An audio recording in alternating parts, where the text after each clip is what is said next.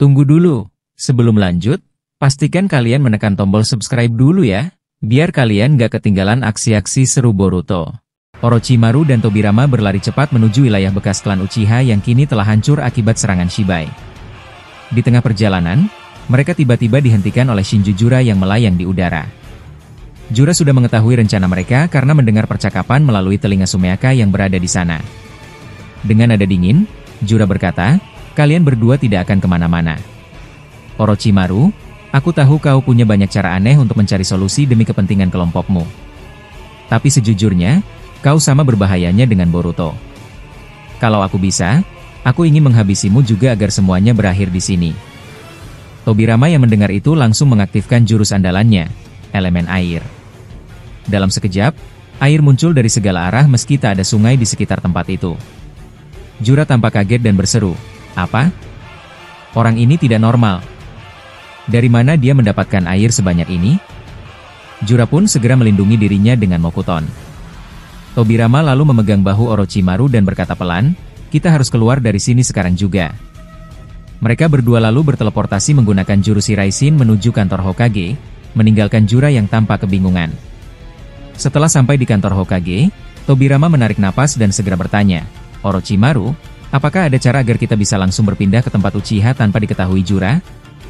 Orochimaru mengangguk pelan, lalu mengeluarkan sebuah gulungan dari dalam jubahnya. Ia berkata, "Aku punya cara. Aku akan memanggil ular kecilku dan menyuruhnya pergi ke sana. Tapi, aku butuh tanda segelmu di tubuh ular itu agar kita bisa berteleportasi mengikuti."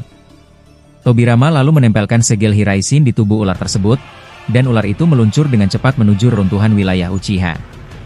Beberapa detik kemudian, setelah ular itu sampai, Tobirama dan Orochimaru langsung berpindah ke tempat itu. Begitu tiba, mereka melihat wilayah klan Uchiha sudah benar-benar hancur. Orochimaru menghela napas, lalu berkata, "Mari kita ke kuil Uchiha. Aku harus mencari data tubuh seseorang. Jika data itu masih ada, aku bisa menghidupkannya kembali dengan Edo Tensei." Mereka pun mulai mencari, namun setelah lama memeriksa setiap sudut kuil, Orochimaru tampak kecewa. Ia berkata pelan, "Tidak ada, data tubuh Obito Uchiha hilang. Mungkin karena dia mati di dimensi Kaguya. Sayang sekali." Saat mereka masih berbicara, tiba-tiba muncul Zetsu putih dan hitam dari arah reruntuhan rumah Naruto. Tobirama langsung siaga, sementara Orochimaru menyipitkan mata, "Jadi kalian berdua mengikuti kami, ya?" Sebelum mereka sempat bereaksi lebih jauh, adegan berganti ke dimensi Shibai. Di sana, Boruto dan yang lainnya menatap ke arah atas, di mana Shibai melayang dengan wajah tenang namun menakutkan. Dengan suara berat, Shibai berkata, "Aku sudah memutuskan. Akan ada satu orang penting di antara kalian yang akan aku lenyapkan hari ini. Aku tidak akan menyebutkan siapa, tapi bersiaplah, karena aku tidak akan menahan diri." Boruto menatap Shibai dengan serius, lalu berkata kepada yang lain, "Aku bisa melihat dari matanya. Dia benar-benar serius. Aku tidak tahu siapa yang dia maksud, tapi dia akan membunuh salah satu dari kita." Madara mendengus kesal dan berteriak, "Hentikan omong kosong itu. Kami tahu kemampuan kami sendiri. Jangan lupa, dulu kami berhasil menyegelmu dengan pedang Totsuka. Kalau perlu, kami bisa melakukannya lagi." Shibai tertawa kecil dan menjawab dengan nada meremehkan, "Kalian pikir aku tidak belajar dari kesalahanku dulu? Kalian terlalu percaya diri. Bersiaplah, giliran kalian akan tiba, seperti sahabatmu Hashirama yang telah aku hancurkan." Sementara itu, di desa Konoha, suasana sedang tegang tapi tenang. Himawari dan Sarada berada di rumah sakit bersama bayangan Naruto. Naruto telah memindahkan semua orang yang masih berubah menjadi Sumeaka ke bekas markas Danzo, tempat yang berada di bawah tanah dengan penghalang kuat agar tidak terkena serangan Shibai. Sarada memandang Naruto dan bertanya, "Tuan Hokage, kenapa hanya warga Konoha yang belum kembali ke bentuk manusia seperti semula? Sedangkan warga dari desa lain sudah normal lagi." Bayangan Naruto menjawab dengan nada tenang, "Itu karena Shinju Jura belum mengaktifkan penuh kekuatan Rinnegan-nya. Boruto sudah memaksanya untuk menonaktifkan kemampuan itu, tapi yang bisa mengembalikan manusia sepenuhnya hanya Dewa Otsutsuki, karena dia yang membuat mereka berubah sejak awal. Tapi sekarang ada hal lain yang lebih berbahaya. Akar pohon cakra di bawah tanah terus menyerap energi dari manusia di luar Konoha. Kita harus bertindak cepat." Kurama yang berada di dalam tubuh Himawari lalu berbicara, "Hima, Aku ingin kembali ke tubuh ayahmu. Aku merasa kekuatanku akan lebih berguna di sana. Himawari kaget dan bertanya, apa itu mungkin? Kalau kau bisa melakukannya, aku tidak keberatan. Kurama berpikir sejenak dan menjawab, mungkin aku bisa membagi diriku menjadi dua, seperti dulu. Satu bagian akan tetap bersamamu, dan bagian lain akan kembali ke tubuh ayahmu. Himawari mengangguk lalu berkata, kalau begitu, biar aku bicara langsung dengannya. Dalam sekejap, Kurama bertukar posisi dan muncul di hadapan Naruto melalui tubuh Himawari. Ia menatap Naruto dan berkata, "Hei Naruto, aku ingin membagi kekuatanku lagi seperti dulu. Aku ingin kembali membantumu agar kita bisa menghadapi masalah ini bersama." Naruto menatapnya dengan senyum kecil. "Kurama, sudah lama aku tidak mendengar kata-kata itu darimu. Aku senang kau ingin kembali," katanya. Namun di dalam tubuh Naruto, Urashiki Otsutsuki mendengar percakapan itu dan tersenyum licik, seolah-olah sedang menunggu waktu yang tepat untuk bertindak. Kembali ke dimensi Shibai, Dewa Otsutsuki itu mulai meluncurkan serangan yang sama seperti saat dia melawan Toneri. Serangan itu bisa membuat seseorang menjadi batu setelah meledak. Semua orang berusaha menghindar, tapi satu serangan mengarah tepat ke Kaguya. Ia mencoba menahannya dengan matahari Sharingan, tapi gagal. Serangan itu mengenai punggungnya dan meledak keras. Kaguya berteriak kesakitan, lalu berbicara pelan pada dirinya sendiri. "Tidak, apa aku benar-benar akan mati di sini?" Dia benar-benar serius ingin menghapusku. Mungkin karena aku masih berpihak pada Boruto. Boruto yang melihat itu segera membuka portal karma dan menarik tubuh Kaguya masuk ke dalam portal sebelum ledakan berikutnya terjadi. Kaguya berhasil diselamatkan, namun Shibai tampak marah besar karena rencananya gagal. Ia menatap ke arah Boruto dengan mata menyala dan berkata pelan, "Kau tidak akan bisa melindungi mereka selamanya." Boruto menatap Kaguya yang masih kesakitan akibat serangan Shibai. Dengan wajah serius, ia berkata pelan, "Coba bertahan sebentar, Kaguya. Aku akan mencoba menghilangkan pengaruh jutsunya dengan kekuatan Joganku." Kaguya memandang mata Boruto yang mulai bercahaya biru terang. Ia tampak terkejut dan sedikit takut. Mata itu, kenapa cahayanya berbeda dari sebelumnya? "Aku bisa merasakan energi yang sangat kuat keluar darinya," ucap Kaguya pelan. Boruto menatapnya tanpa menjawab dan mulai memusatkan kekuatan. Cahaya biru di matanya berubah menjadi gelap, seperti menyatu dengan bayangan yang mengelilinginya. Dalam sekejap, Joga miliknya menyerap sisa jutsu kegelapan yang masih menempel di tubuh Kaguya. Tubuh Kaguya perlahan terbebas, tetapi sebaliknya, energi gelap itu kini berpindah ke Boruto. Tubuh Boruto mulai bergetar hebat. Nafasnya berat, matanya semakin gelap, dan wajahnya berubah menegangkan. Karena tidak ada lagi Momoshiki di dalam tubuhnya, tidak ada yang menahan kekuatan itu. Boruto berteriak keras, lalu tiba-tiba matanya bersinar lebih terang dari sebelumnya. Ia tersenyum kecil dan berkata dengan nada yang berbeda, "Shibai, aku melihat segalanya. Kau sudah melewati batasmu. Semua ini terjadi karena kau diubah oleh kekuatan sahabatmu sendiri." Shibai terkejut. Ia memandang Boruto dan bergumam, apa yang baru saja dikatakannya? Suaranya, auranya ini bukan Boruto. Kenapa seolah dia mengenalku? Boruto, yang kini dikendalikan oleh energi kegelapan itu, melanjutkan dengan suara tenang namun tegas, "Aku sudah mengajarimu banyak hal di masa lalu. Seharusnya kau bisa berubah menjadi lebih baik, bukan malah tenggelam dalam keserakahan." Shibai mundur selangkah dan menatap Boruto dengan mata melebar. "Tidak mungkin, apakah itu jiwa guruku yang beresonansi melalui Jogan milik anak ini?" gumamnya. Kaguya dan Sasuke yang menyaksikan semuanya ikut kaget. Sasuke menatap Kaguya dan berkata pelan, "Apa kau dengar itu?"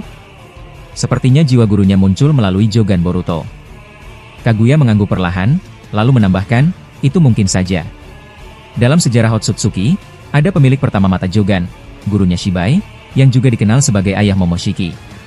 Tapi dia sudah lama mati sebelum aku lahir." Boruto tiba-tiba melayang di udara dan menatap Shibai dengan tajam.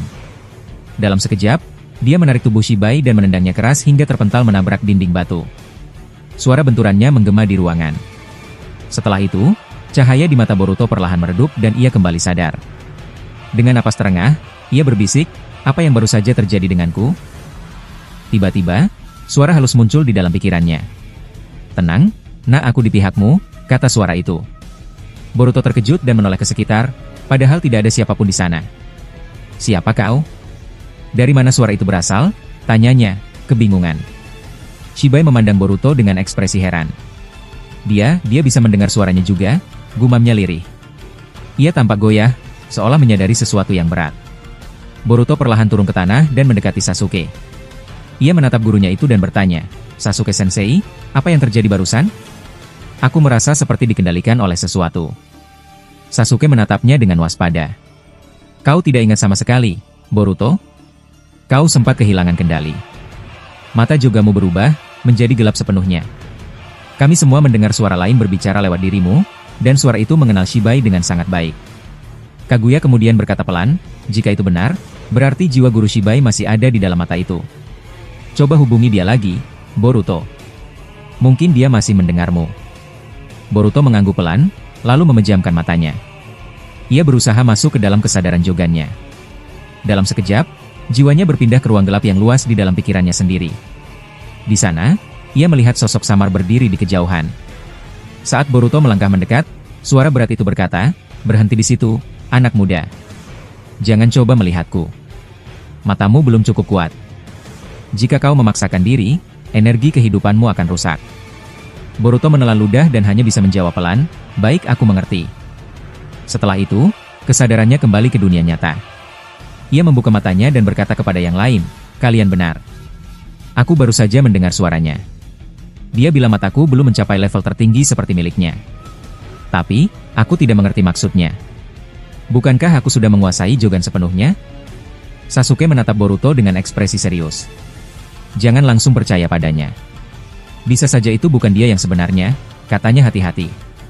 Namun, belum sempat Boruto menjawab, mata Jogannya kembali berubah gelap. Suaranya pun berubah menjadi suara orang tua. Melalui tubuh Boruto, jiwa guru Shibai berbicara, "Sikap waspadamu bagus, Uchiha Sasuke. Tapi kau tidak tahu apapun tentang zaman kami, zaman di mana aku hidup bersama Shibai." Sasuke dan semua orang di situ terdiam. Mereka mendengar suara tua dan tenang, berbeda dari suara Boruto. Sasuke melangkah sedikit maju dan berkata, "Siapa Anda sebenarnya? Dan bagaimana mungkin jiwa Anda bisa terhubung dengan mata Boruto?" Jiwa guru Shibai menjawab dengan nada sabar, "Tenang saja. Aku di pihak kalian. Shibai yang kalian hadapi sekarang bukan Shibai yang aku kenal. Sifat aslinya sudah diubah oleh sahabatnya sendiri. Aku muncul hanya dalam bentuk jiwa, karena ramalan di masa lalu memang menuntunku untuk hadir ketika saat ini tiba." Sebelum ia sempat melanjutkan penjelasan, tanah di sekitar mereka tiba-tiba bergetar keras. Potongan batu terangkat ke udara karena kekuatan Rinnegan Shibai yang aktif kembali. Dalam sekejap, Shibai muncul di sisi Boruto dan mencoba menangkapnya. Tapi dengan gerakan cepat, guru Shibai yang mengendalikan tubuh Boruto menangkis serangannya dengan dorongan ringan. Anehnya, dorongan itu cukup untuk membuat Shibai terpental jauh dan menghantam tembok lagi. Kemudian, melalui tubuh Boruto, sang guru menggerakkan tangannya. Tanah yang tadi hancur perlahan kembali ke bentuk semula, seperti memperbaiki keadaan tanpa memutar waktu. Semua orang terkejut melihatnya. Madara menatap pemandangan itu dengan kagum dan berkata, "Luar biasa, aku tidak menyangka tingkat kekuatan seperti ini benar-benar ada. Bahkan tubuh Boruto bisa menyalurkannya." Setelah itu, guru Shibai menonaktifkan Jogannya, dan Boruto perlahan mengambil alih tubuhnya kembali. Ia menatap sekeliling dengan bingung. "Apa yang baru saja aku lakukan? Rasanya seperti, aku bukan diriku sendiri," ucapnya pelan. Ia menunduk, lalu menatap tangannya yang bergetar. "Dulu Jogan kegelapan juga pernah mencoba menguasai tubuhku, tapi waktu itu Momoshiki menahannya. Sekarang dia tidak ada, apa ini pertanda buruk? Apakah aku bisa diambil alih kapan saja?" Madara menjawab dengan nada tenang, "Tidak, Boruto. Aku rasa ini bukan hal buruk. Bisa jadi, ini bagian dari ramalan lama. Mungkin memang sudah waktunya bagi gurunya Shibai untuk muncul dan menyelesaikan semua ini melalui dirimu." Boruto terdiam mendengar kata-kata itu, sementara cahaya biru samar dari matanya masih berdenyut pelan, seolah mata itu belum benar-benar tenang. Kaguya memandangi Boruto dengan wajah serius. Ia kemudian berkata pelan, "Boruto, aku tahu kau sudah berusaha mengendalikan dirimu. Tapi menurutku tidak ada salahnya untuk tetap berhati-hati. Kami sudah melihat apa yang terjadi sebelumnya, saat kau masuk ke mode tak terkendali dengan Jogan versi kegelapan itu. Saat itu aku melihat dua sisi yang berbeda darimu. Yang pertama, matamu dikuasai oleh jiwa guru Shibai, dan kau masih bisa dikendalikan. Tapi yang kedua, kau benar-benar hilang kendali karena dikuasai oleh sisi jahat Momoshiki. Di mode itu, kau tidak bisa lagi membedakan mana teman dan mana musuh. Karena itu, aku tidak selalu setuju jika kau masuk ke mode itu, meskipun alasannya adalah untuk berhubungan dengan guru Shibai." Boruto terdiam beberapa saat, lalu mengangguk pelan. "Aku paham maksudmu, Kaguya. Mungkin kau benar. Aku juga merasa mode itu berisiko besar. Tapi aku akan mencoba berbicara langsung dengannya nanti, mencari tahu apa sebenarnya tujuannya menampakkan diri lewat mataku. Ia menoleh pada yang lain, lalu bertanya, menurut kalian bagaimana? Apakah ini sesuatu yang baik, atau malah seperti pisau bermata dua bagiku? Sasuke menatap Boruto dengan serius. Kau harus hati-hati, Boruto. Jika jiwanya benar-benar hidup di dalam matamu, maka dia bisa mengendalikannya kapan saja. Tapi kalau niatnya baik, bisa jadi dia memang ditakdirkan untuk membimbingmu.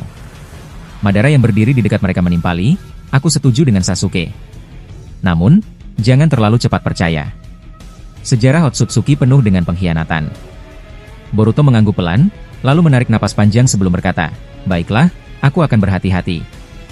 Adegan kemudian berpindah jauh ke masa lalu, sekitar 200 tahun sebelumnya. Di sana terlihat Momoshiki sedang berhadapan dengan Shibai versi baik. Wajahnya tampak pucat dan penuh ketakutan. Dengan nada gemetar, Momoshiki berkata, aku tidak tahu apa yang kau maksud, Shibai. Aku bersumpah tidak pernah mengambil tubuh fisikmu. Aku juga tidak memiliki kekuatanmu di dalam diriku. Shibai menatapnya tajam. Jangan bohong, Momoshiki. Aku bisa merasakan ada sesuatu yang aneh darimu. Energi yang kau bawa bukan dari zaman ini. Momoshiki terdiam. Ia tidak bisa mengatakan kebenaran bahwa dirinya berasal dari masa depan. Jika ia melakukannya, sejarah bisa berubah dan mengancam keselamatannya sendiri, juga masa depan Boruto. Shibai menghela napas panjang, lalu menoleh ke arah Kinshiki yang berdiri di belakangnya. Kinshiki, serang dia. Aku ingin melihat bagaimana reaksinya. Kinshiki langsung maju bersama beberapa prajurit lain. Mereka melancarkan serangan ke arah Momoshiki dengan cepat. Momoshiki berusaha menangkis, namun akhirnya ia terdesak dan terpaksa kabur dengan membuka portal dimensi. Dalam sekejap, tubuhnya menghilang masuk ke dalam portal dan muncul di planet lain, bumi. Ia mendarat di sebuah tempat yang sepi dan gelap, tepatnya di desa Amegakure, tempat Amado pernah tiba setelah melarikan diri dari planet Otsutsuki. Napas Momoshiki terengah-engah, tubuhnya terluka ringan. Ia berjalan terseok di tengah hujan sebelum tiba-tiba sebuah tangan menariknya masuk ke dalam gua. Diam. Jangan keluarkan cakramu, ujar suara dalam bayangan. Saat matanya menyesuaikan cahaya, Momoshiki melihat Amado berdiri di depannya. Amado menatapnya datar, lalu mengaktifkan jutsu penyamaran cakra untuk menyembunyikan kehadiran Momoshiki. Di sisi lain, Shibai yang masih berada di planet asalnya mengerutkan dahi.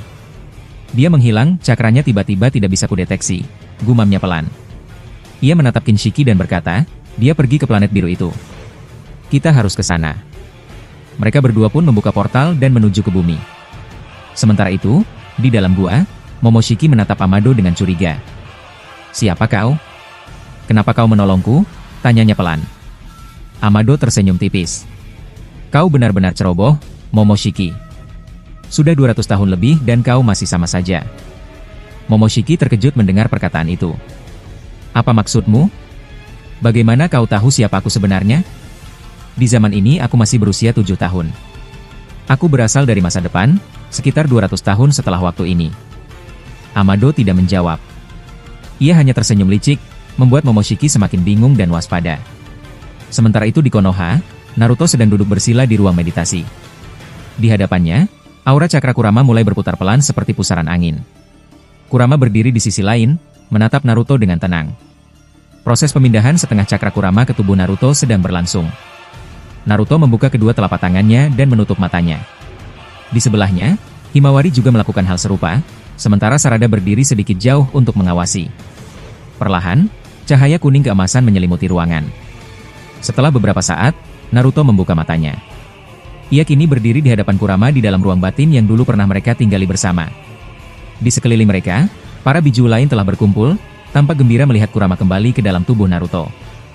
Namun, suasana itu berubah ketika sosok Urashiki tiba-tiba muncul di depan mereka semua. Ia berdiri dengan ekspresi dingin dan berkata pelan, sungguh pemandangan yang indah. Semua biju berkumpul di satu tempat. Kurama menatapnya curiga. Naruto, menurutmu, apakah dia masih di pihak kita atau tidak? Tanyanya tanpa mengalihkan pandangan. Naruto belum sempat menjawab ketika Urashiki malah menatap balik dengan senyum tipis. Ada apa, Kyuubi? Kenapa kau terlihat gelisah? Bukankah sudah lama kita tidak bertemu? Katanya dengan nada mengejek. Sementara itu, Kurama yang berada di dalam tubuh Himawari berbicara secara telepati kepada Naruto. Kita harus berhati-hati. Rencanakan langkah berikutnya. Aku tidak yakin niatnya baik. Naruto mengangguk perlahan, matanya tetap menatap Urashiki yang mulai bergerak mendekat. Di tempat lain, Tobirama dan Orochimaru sedang berada di kuil klan Uchiha bersama Zetsu hitam. Mereka berdiri di depan altar batu besar dengan berbagai gulungan kuno terbuka di sekitarnya. Zetsu hitam berbicara dengan tenang, "Aku masih menyimpan data tubuh Obito. Ketika dulu aku mengendalikan tubuhnya setelah Madara hidup kembali, sebagian sel Obito menyatu secara permanen dengan tubuhku. Saat Boruto membebaskan ibuku di dimensi lain, aku sempat kembali melihat sisa-sisa tubuh Obito di sana. Karena waktu di dimensi itu berjalan sangat lambat, tubuhnya belum sepenuhnya hancur. Aku mengambil sebagian selnya. Jika kalian mau, aku bisa memberikannya sekarang." Orochimaru tersenyum tipis. "Menarik. Ini benar-benar sempurna. Sepertinya rencana kita memang sudah digariskan untuk terjadi. Kalau bukan karena ide dari Hokage kedua, mungkin aku tak akan terpikir untuk membangkitkannya kembali." Tobirama menatap Orochimaru dan menjawab datar, "Anggap saja ini hadiah. Kau memang cukup jenius untuk ukuran zaman ini. Meski aku membenci klan Uchiha, aku tidak bisa memungkiri bahwa informasi yang kukumpulkan di masa lalu ternyata berguna untuk masa sekarang." Zetsu hitam kemudian menurunkan tangannya ke lantai. Tubuhnya mengeluarkan semacam debu abu-abu, sisa sel tubuh Obito. Orochimaru segera membuka gulungan besar dan mengeluarkan tubuh kosong yang akan dijadikan wadah ritual Edo Tensei. Ia menaburkan abu itu ke dalam lingkaran formula dan mulai mengaktifkan jutsunya. Namun, saat tubuh Obito mulai terbentuk, prosesnya berhenti di bagian perut dan tiba-tiba gagal. Orochimaru tampak terkejut. Apa yang terjadi? Kenapa jutsunya berhenti di tengah jalan? Tobirama melangkah maju dan berkata, "Minggir. Biar aku yang melakukannya." Ia menempelkan telapak tangannya ke lantai, membentuk segel yang lebih rumit. Dalam sekejap, cahaya menyelimuti ruangan dan tubuh Obito muncul sepenuhnya, dengan penampilan terakhirnya sebelum meninggal. Orochimaru menatap hasil itu dengan kagum dan tersenyum. Hanya pencipta jutsu inilah yang benar-benar bisa melakukannya. Tobirama menatap Obito yang baru saja bangkit dan berkata pelan, "Untuk pertama kalinya dalam hidupku, aku membangkitkan seorang Uchiha." Lalu adegan berpindah saat pohon Shinju terlihat sedang tumbuh besar. Ukurannya setengah dari pohon dewa yang ada di bumi. Warnanya hijau, berbeda dengan pohon dewa di bumi yang cenderung berwarna coklat dengan sedikit hitam. Sementara itu, di bumi, Shibai berusaha fokus untuk memulihkan diri. Satu tangannya hancur akibat serangan kuat dari Madara. Namun, usaha regenerasi Shibai tidak berhasil.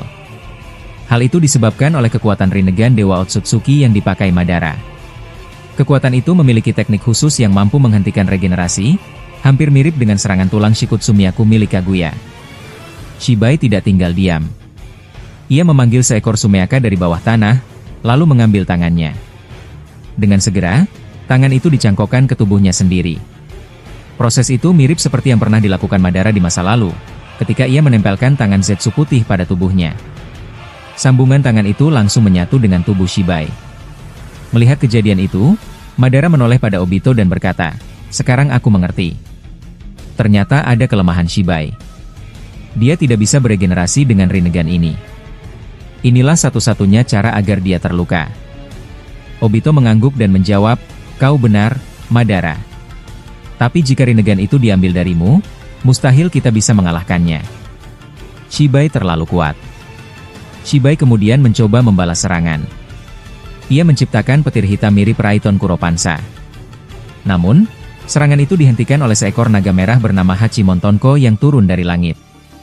Naga itu berhasil menendang petir hitam tersebut hingga berbalik arah dan mengenai Shibai, berkat teknik pantulan Shimon. Tiba-tiba, Might Guy muncul kembali. Ia segera meluncurkan rentetan tendangan gerbang kematian ke arah Shibai.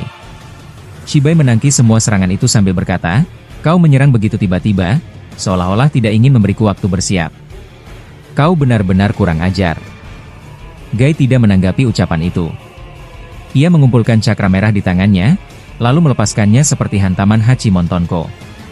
Ia mengeluarkan teknik Hirudora kupu-kupu, digabungkan dengan tendangan memutar Shimon yang bisa mengubah aliran udara. Tendangan itu mengenai perut Shibai. Namun, Shibai mengubah posisinya dengan cepat, membuat Madara yang justru terkena serangan tersebut. Sedangkan Shibai berpindah ke sisi Obito, berusaha merebut Jubi dari tubuhnya. Tiba-tiba, dari bawah tanah muncul Mokuton Kajukai Cream, sebuah hutan kayu yang berputar seperti pusaran besar dengan tekanan kuat. Dari atas patung Hokage, Hashirama muncul sambil bergelantung di akar besar. Ia segera menghujani Shibai dengan Mokuton Mijinmon, berupa batang-batang kayu besar yang jatuh menghantam Shibai. Shibai mengibaskan tangannya, lalu semua hutan itu hancur diterpa hembusan angin. Dalam hati ia bergumam, ini pasti bagian dari strategi. Tapi di mana Orochimaru? Mengapa hanya Hashirama dan Maigai yang datang? Bukankah mereka menuju ke desa Amegakure? Kenapa mereka kembali ke sini? Shibai mengaktifkan Senrigan untuk mencari Orochimaru. Namun, anehnya ia tidak bisa menemukannya. Padahal, dengan kekuatan itu, ia bisa melihat seluruh wilayah bumi dengan jelas. Sementara itu, Madara justru terkena serangan Gai akibat perpindahan posisi tadi. Madara menggerutu, sialan, lagi-lagi aku terkena Hachimon Tonko. Sudah 4 kali sejak tadi. Bahkan sebelumnya kau juga menendangku, Gai. Gai terlihat bingung. Ia menjawab, aku juga tidak tahu, Madara. Aku kaget kau tiba-tiba berada di telapak kakiku. Madara terengah, dadanya terluka parah. Gai mencoba menolong dengan merangkulnya. Namun Madara menepis, diamlah. Aku tidak suka denganmu. Hachimon Tonko terlalu berbahaya dipakai seperti ini. Aku sudah berkali-kali jadi korbannya. Meski merajuk, Madara tetap menggunakan Rinnegan Dewa Otsutsuki untuk menyembuhkan diri. Dalam sekejap ia kembali pulih. Gai yang melihat itu berkata, cepat sekali kau pulih. Itu dari Rinnegan Dewa Otsutsuki, kan? Madara menjawab dengan kesal, jangan banyak tanya. Aku masih marah padamu. Tapi katakan, siapa yang menyuruh kalian kembali ke sini? Bukankah kalian menuju desa Amegakure? Gai menjelaskan, Momoshiki, Boruto, dan Sasuke yang meminta. Mereka khawatir, karena leluhur Momoshiki sedang dalam perjalanan ke sini. Boruto juga masih di bulan. Jadi kami terpaksa kembali. Madara mengangguk pelan lalu bertanya, lalu di mana makhluk ular itu? Aku tidak melihat Orochimaru. Gai menjawab singkat, tenang saja, kami sudah merencanakan sesuatu. Ikuti saja langkah kami. Setelah itu, Madara dan Gai melaju kembali untuk menyerang Shibai. Hashirama ikut bergabung dengan menciptakan Gozou Bakufuda, melemparkan kertas peledak berwarna hitam. Shibai menyerapnya dengan mudah. Hashirama lalu menggunakan Kokuangyo no Jutsu, mengurung Shibai dalam genjutsu gelap gulita. Dalam kegelapan itu, Shibai merasa pusing karena tidak ada cahaya sama sekali. Namun, ia segera memancarkan cahaya putih dari rinesingannya untuk menerangi sekeliling. Bukan hanya itu, Shibai bahkan membalikkan keadaan dengan menciptakan ilusi yang lebih kuat. Hashirama dan Gai tiba-tiba kehilangan kesadaran karena pikiran mereka dikendalikan Shibai. Kini keduanya menyerang Madara dan Obito. Hashirama melepaskan Mokuton Kakyo Kaimon ke arah Madara, tapi Madara menangkisnya dengan kipas besar. Sementara Gai menyerang Obito, namun Obito menahannya dengan Gudodama Nunoboku. Madara lalu mengikat Hashirama dengan rantai cakra. Madara dan Obito kemudian menggabungkan kekuatan Rinnegan Dewa Otsutsuki dan Cakra Jubi. Mereka berhasil mematahkan genjutsu dan membebaskan Hashirama serta Gai dari kendali Shibai. Shibai mendengus kesal, lalu berkata, kalian berdua, Uchiha Madara dan Obito, benar-benar membuatku muak. Lagi-lagi kalian berhasil menggagalkan rencanaku. Di saat yang sama, langit bergetar hebat. Retakan muncul, lalu hujan es turun deras, membawa kehancuran besar. Madara segera menciptakan Susanoo untuk melindungi Hashirama, Gai, dan Obito di dalamnya. Obito terkejut melihat langit yang tiba-tiba menghitam. Ia menatap sekeliling lalu bertanya dengan suara tegas namun penuh kecemasan, apa yang baru saja terjadi? Mengapa langit bisa berubah menjadi gelap seperti ini? Apa ini tanda ada ancaman besar atau hanya fenomena aneh yang tidak berbahaya? Shibai segera membentuk pelindung kekai berbentuk lingkaran di sekelilingnya untuk melindungi diri. Susanoo milik Madara berdiri berdekatan dengan pelindung kekai itu, sehingga kedua benteng itu saling melindungi. Dalam hati Shibai bertanya-tanya dengan waspada, apakah ini pertanda kedatangan leluhur Momoshiki? Bisa jadi dia sudah mendekat ke wilayah kita. Kekuatan ini membuatku tegang dan harus waspada. Shibai kemudian berusaha menghubungi Urashiki dan Ishiki melalui komunikasi jarak jauh. Ia menanyakan dengan nada serius, di tempat kalian, apakah langit juga menghitam? Apakah kalian merasakan gangguan besar ini juga? Urashiki menjawab dengan nada cemas, ya, di sini juga langit tiba-tiba menjadi gelap. Ini aneh, bagaimana mungkin langit berubah mendadak seperti ini? Apa yang sebenarnya sedang terjadi? Shibai menjawab, aku tidak tahu pasti apakah ini efek dari kedatangan leluhur Momoshiki atau bukan. Agar jelas, aku akan menanyakan langsung kepada Dewa Otsutsuki yang ada di bulan. Ishiki menimpali dengan cepat, jika memang ini tanda bahaya besar, aktifkan komunikasi dengan Dewa Otsutsuki sekarang. Kita harus berkumpul dalam alam bawah sadar agar bisa koordinasi lebih cepat. Shibai lalu mengaitkan kesadarannya dengan mereka semua, dan percakapan berlanjut di alam bawah sadar. Ishiki segera bertanya dengan nada tegas pada Dewa Otsutsuki. Dewa Otsutsuki, apa yang sedang terjadi? Mengapa dari planet bumi muncul begitu banyak serangan besar secara bersamaan? Apakah ada musuh yang muncul dari sana? Dewa Otsutsuki menjawab dengan nada cemas namun jujur, ini serius, Ishiki. Bawahan leluhur Momoshiki mulai berdatangan ke bulan satu persatu. Saat ini aku sendirian menjaga wilayah ini, dan kondisinya menjengkelkan karena aku tidak mampu menghadang semuanya sekaligus. Ishiki kaget dan bertanya, apa? Kau bercanda? Lalu di mana leluhur Momoshiki sekarang? Kenapa dia belum datang ke sini sedangkan anak buahnya sudah muncul? Dewa Otsutsuki menjelaskan dengan singkat, aku tidak tahu pasti di mana leluhur Momoshiki berada sekarang. Dia belum muncul di hadapanku, dan aku benar-benar sendirian saat ini. Kau tahu sendiri betapa kuatnya bawahan-bawahannya. Urashiki menambahkan, sejauh ini hanya kau dan Shibai yang memiliki kekuatan untuk menghilangkan bawahan mereka. Itulah kenyataannya. Ishiki lalu memberi perhatian pada poin yang lebih besar dan berkata, pada dasarnya masalahnya bukan hanya pada bawahan. Intinya, leluhur Momoshiki mungkin akan segera datang. Kedatangannya akan mengancam kita semua jika kita tidak siap. Dewa Otsutsuki lalu mengeluarkan keputusan taktis. Ia memerintahkan Ishiki, untuk sekarang, ambillah biju yang ada pada tubuh Naruto. Serap kekuatan mereka. Semua yang mendengar terkejut oleh perintah itu. Rencana itu menunjukkan bahwa Dewa Otsutsuki sedang menyiapkan sesuatu dengan memanfaatkan biju milik Naruto sebagai sumber cakra besar untuk antisipasi kedatangan leluhur Momoshiki dan kemungkinan kebangkitan Jigen tahap 5 milik Boruto. Ishiki menerima perintah itu segera. Ia berkata pada dirinya sendiri dengan tekad, baik, aku akan melaksanakan perintah Dewa Otsutsuki sebelum leluhur Momoshiki tiba. Kita harus bertindak cepat.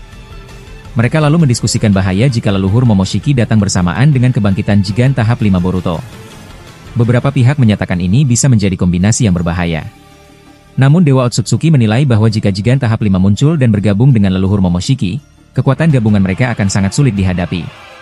Dewa Otsutsuki mengalirkan benang cakra untuk menghubungkan sebagian kekuatannya ke tubuh Ishiki agar Ishiki bisa menggunakan cakra itu sebagai tambahan tenaga. Walaupun jaraknya jauh, Dewa Otsutsuki mampu mentransfer sebagian cakranya ke Ishiki untuk memperkuat rekan. Ishiki lalu menerima aliran cakra dewa dan bergerak cepat menuju Naruto untuk mengambil 9 biju. Dengan kekuatan yang baru didapat, Ishiki mampu menciptakan badai tornado besar bertekanan petir yang kemudian membombardir desa Amegakure. Tornado itu menyeret Naruto dan lingkungan sekitar. Dari pusaran badai, terbentuk 10 rasengan biju berwarna hitam yang diledakkan secara beruntun ke arah Ishiki sendiri. Sebuah langkah taktis yang berusaha menghentikan serangan Ishiki. Namun ledakan itu kini menyatu dengan pusaran badai sehingga desa semakin gelap dan hancur. Ishiki terus menekan dengan menggelembungkan cakra Dewa Otsutsuki menjadi hujan asam dan proyektil cakra tajam yang jatuh ke bawah. Naruto menahan semua serangan itu dengan mengayunkan ekor cakra Kurama sehingga serangan terpental. Dari arah tak terduga, Kashin Koji menyerang menggunakan Chodama Rasengan. Ishiki berhasil memperkecil rasengan itu, namun Kashin Koji lalu mengeluarkan Zanmai Shinkaa, dan terus melancarkan serangan beruntun. Ishiki menangkis semua itu sampai keadaan semakin kacau. Kashin Koji lalu memunculkan ratusan katak kecil untuk menyerang dan menutupi tubuh Ishiki dengan cairan katak. Cairan itu menempel dan mulai melelehkan kulit Ishiki. Naruto bereaksi cepat. Ia mengeluarkan bentuk mata tabi berwarna biru yang lain dan menghantam Ishiki hingga terjungkal. Ishiki membalas dengan hempasan angin besar yang melontarkan semua katak dan menghancurkan penyergapan itu. Di tengah kekacauan, seorang tokoh berkata dengan nada prihatin, Ishiki itu memang nyata niatnya mengincar para biju. Naruto, maaf karena kehadiran kami selalu menarik bahaya padamu. Kau selalu terancam. Mata tabi menimpali dengan lembut, benar. Kami biju selalu berada di tubuhmu, dan keberadaan kami membuatmu menjadi target. Maafkan kami jika itu membuatmu kesulitan. Naruto tersenyum tipis lalu menjawab, panjang lebar dan penuh perasaan, tidak perlu kalian minta maaf. Aku tidak membenci kalian. Sebaliknya, aku sangat berterima kasih karena kalian selalu berada di dekatku. Tanpa kalian, kekuatanku sangat terbatas. Kita harus saling menjaga. Gyuki, salah satu biju, berkata jujur dengan nada berat, kami biju sulit dikendalikan karena ego kami besar. Kami sulit mempercayai manusia. Hanya sedikit yang kami percaya, Rikudo Sanin, Tuan Asura Otsutsuki, dan kau, Uzumaki Naruto. Saat ini kami benar-benar meminta perlindunganmu. Lindungi kami, dan kami akan berikan semua cakra yang kami miliki. Shukaku menambahkan dengan nada sinis namun takut. Jujur, ini mengerikan. Aku lebih memilih diambil oleh Madara daripada oleh makhluk Otsutsuki. Madara masih memiliki sisi yang bisa dipahami, berbeda dengan Dewa Otsutsuki ini. Kurama menatap 8 biju lainnya, lalu menegur Shukaku secara tegas, kau tidak dewasa, Shukaku. Mengapa kau takut pada Dewa Otsutsuki? Selama ini akulah yang paling sering bertarung bersama Naruto melawan Otsutsuki. Jika kalian ingin dilindungi, berikan dukungan cakra kalian sepenuhnya pada Naruto. Shukaku membalas dengan nada emosi, aku muak dengan egomu, rubah. Kau selalu membuatku kesal. Kurama menanggapi dengan tenang namun jelas, aku hanya menatap kalian. Tidak ada maksud lain. Jika kalian siap berkorban untuk melindungi semua, maka salurkan cakra kalian. Kita harus siap menghadapi yang datang. Mendengar itu, 8 biju lainnya terdiam dan menunjukkan wajah yang berubah, seolah sedang mempertimbangkan nasib mereka dan keputusan besar yang harus diambil demi melindungi dunia dari ancaman yang semakin nyata. Hachibi memandang Kurama dengan raut serius. Ia berkata, apa kau sungguh berniat menggunakan kekuatan itu sekarang? Bukankah kau pernah bilang ini belum saatnya? Kurama menghela napas pelan lalu menjawab, memang tidak akan kupakai sekarang. Aku hanya ingin memastikan tekad kalian semua. Jika nantinya kalian meminta perlindungan dari Naruto, apakah kalian siap mengorbankan segalanya supaya para Otsutsuki bisa dihentikan? Kau harus tahu, aku sendiri pernah mati ketika pertama kali Baryon Mode digunakan. Jadi aku berharap kalian benar-benar memahami risikonya. Kokuo menimpali dengan nada tegas, baiklah, kalau memang harus begitu. Kita ini para biju, sekuat apapun cakra yang kita punya, cakra itu tidak bisa digunakan secara langsung sebagai serangan. Cakra kita hanya bisa digunakan lewat jin ceriki. Dan saat ini, kita semua hanya punya satu jin ceriki, yaitu Naruto. Kalau memang keadaan mendesak, aku siap mati untuk menggabungkan cakra 9 biju menjadi satu kekuatan rahasia. Jika itu harus dilakukan, aku tidak akan mundur. Naruto yang sejak tadi mendengar percakapan di alam bawah sadarnya langsung memotong. Hei, cukup dulu. Jangan bahas pengorbanan seperti itu sekarang. Bantu aku dulu menghadapi situasi ini. Ishiki sudah memakai kekuatan tingkat Dewa Otsutsuki. Kalau kalian terus ribut, aku akan makin kerepotan. Tabi ikut bersuara dengan nada sendu. Naruto, mungkin pertemuan kita kali ini akan jadi yang terakhir. Aku senang bisa berteman denganmu. Kekuatan gabungan 9 biju ini hampir sama dengan Baryon Mode. Bedanya, Baryon Mode hanya berasal dari cakra Kurama, sedangkan kekuatan kali ini diciptakan dari cakra kita semua. Bahkan kekuatannya bisa melampaui Jogan tahap 4. Tapi konsekuensinya, kami 9 biju akan hilang selamanya. Kurama menunduk, matanya berkaca-kaca. Ia berkata pelan, Naruto, apapun yang terjadi, tetaplah berjuang. Kami semua ada untukmu, dan kami akan mengabdi padamu sampai akhir. Melihat mereka bersiap, Naruto segera menahan, cukup. Jangan lakukan itu. Jangan gunakan kekuatan itu untuk melawan Ishiki.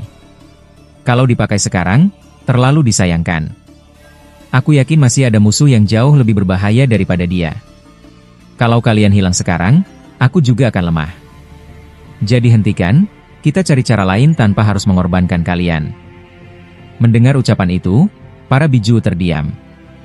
Mereka perlahan menghentikan niatnya. Naruto terus memohon dengan sungguh-sungguh agar mode rahasia itu tidak dipakai sekarang. Dalam hatinya ia yakin, lawan yang lebih kuat dari Ishiki pasti akan datang suatu hari nanti, sehingga kekuatan itu harus disimpan. Sementara itu, di dunia nyata, pertarungan kembali berlangsung sengit.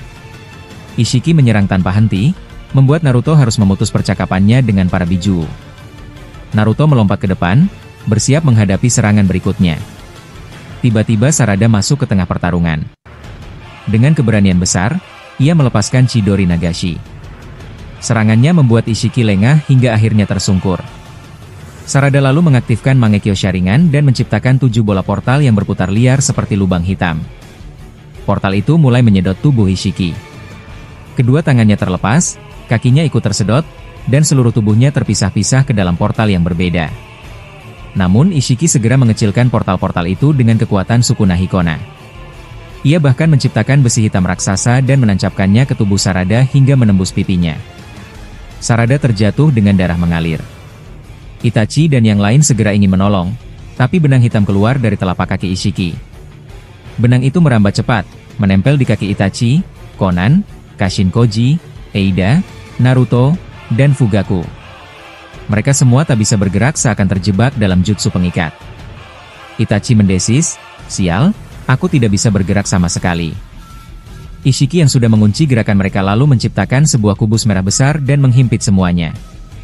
Sarada, Itachi, Konan, Kashin Koji, dan Fugaku terjepit hebat di dalamnya. Hanya Naruto yang masih bisa melawan. Dengan kekuatan dari Kokuo, Naruto melepaskan benang hitam di kakinya dan bebas. Pertarungan 1 lawan 1 pun terjadi. Ishiki menatap Naruto sambil berkata, "Rasanya menyenangkan memiliki kekuatan Dewa Otsutsuki. Aku bisa mengakhiri semua dengan cepat." Tak lama, muncul Shinju Jura untuk membantu Ishiki. Jura menggunakan Mokuton dari kakinya lalu menendang ke arah Naruto. Naruto menahan serangan itu dengan Doton. Ishiki tiba-tiba muncul dari belakang dan melepaskan pilar raksasa dari Daikokuten, tapi Naruto berhasil menangkis. Jura menatap Naruto sambil berkata, "Uzumaki Naruto, kau benar-benar monster. Semua sudah terjepit, tapi kau masih bisa bertarung seolah menari di medan perang. Kau pantas disebut Dewa Shinobi." Naruto tersenyum tipis, "Syukurlah kalau kau sadar. Sekarang majulah kalian berdua. Aku akan hadapi kalian seorang diri." Situasi semakin menegangkan. Hanya Naruto yang masih berdiri di desa Amegakure, sementara rekan-rekannya sudah terhimpit kubus dan tak sadarkan diri. Naruto kemudian menggunakan telepati untuk menghubungi Madara di Konoha. "Madara, apakah Orochimaru ada di sana?" Madara menjawab singkat, "Orochimaru belum menampakkan diri. Sepertinya dia sedang merencanakan sesuatu." Naruto menghela napas berat. "Aku sendirian di sini. Semua sudah terhimpit kubus. Aku melawan Ishiki dan Jura tanpa bantuan siapapun." Madara mencoba menenangkannya, "Tetap fokus. Kalau kau dalam keadaan terdesak, aku akan mengirim bantuan. Tapi bagaimana kondisimu sekarang?" Naruto menjawab, "Aku masih baik-baik saja untuk saat ini. Kalau ada perubahan, aku akan segera hubungi. Kalau Orochimaru muncul, beritahu dia untuk segera menghubungiku." Setelah itu, Madara kembali menatap serius ke arah Shibai yang menjadi lawannya. Hashirama yang ada di sampingnya bertanya, "Wajahmu kenapa begitu tegang, Madara?" Madara menjelaskan singkat, "Naruto benar-benar seorang diri di Amegakure. Semuanya sudah terhimpit." Shibai mendengar ucapan itu dan tersenyum licik. Ia merasa senang, karena jika Naruto seorang diri, rencana perebutan Biju akan lebih mudah dilakukan.